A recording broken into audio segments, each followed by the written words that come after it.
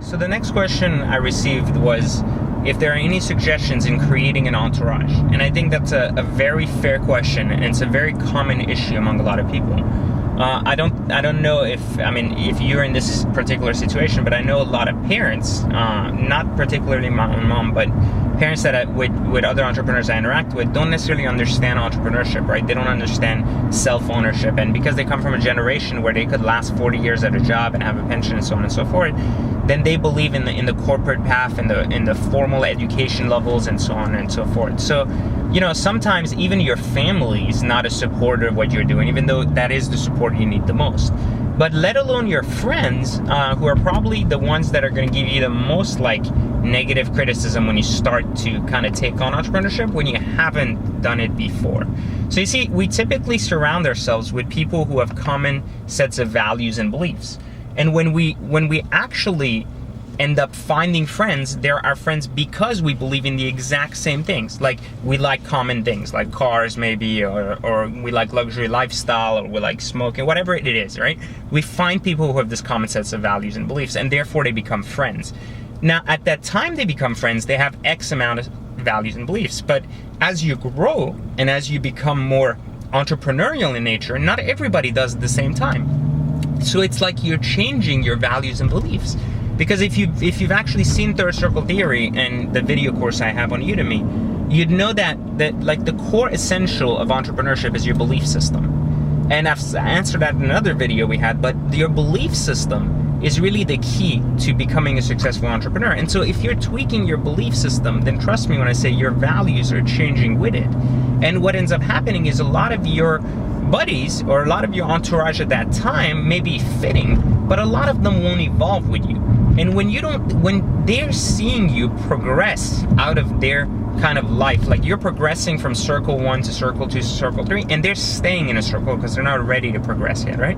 And so it's creating a disconnect. You no longer share values and beliefs. And so at first they may have some kind of negativity towards a project, kind of put it down, and then they might see some value in it because they're your friends. So they'll come down, they'll come in, they'll come down. It'll be a mixture of that, right?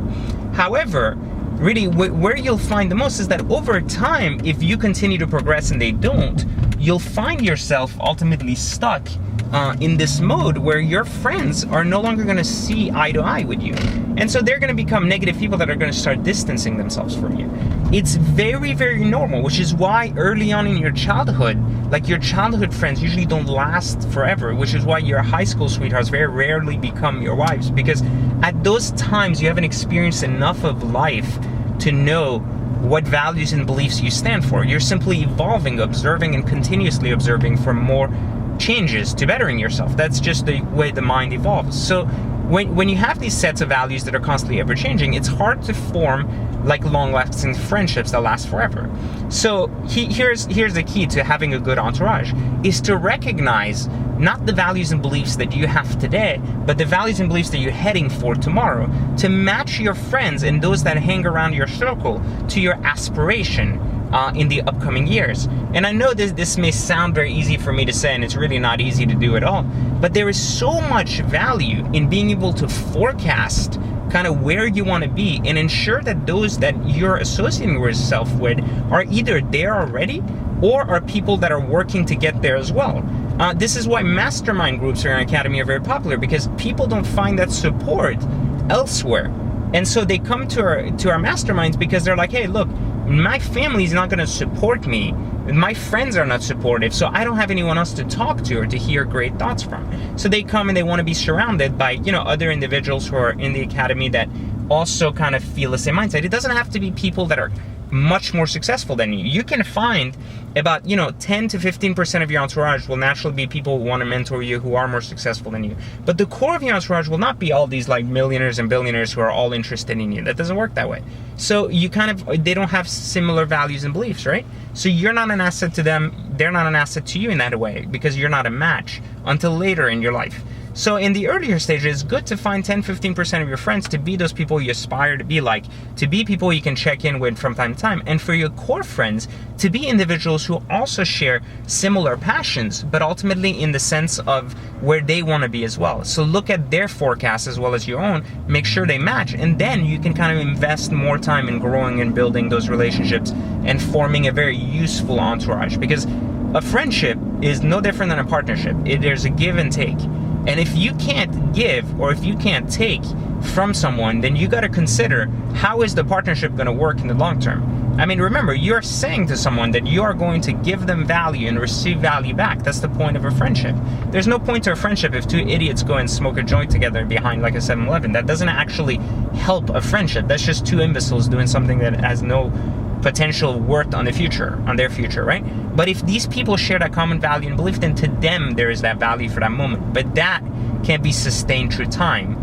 Like someone that depends on their friends to do something for them and therefore can have a great working relationship back and forward, can give each other more than just skill set, value, insight, and so on and so forth. So I think, and that's where trust gets built as well, which is a whole different story. But I think that's a good way to think about your entourage.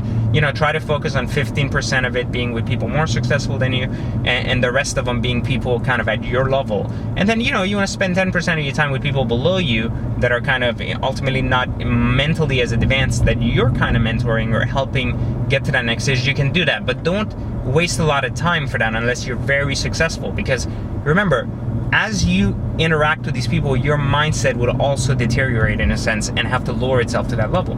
And you want to be exposed to that as little as possible because you're still in the transition of growth, and you don't want to be stuck in that mode where you're ultimately trying to grow others before you've fully evolved yourself to that mode.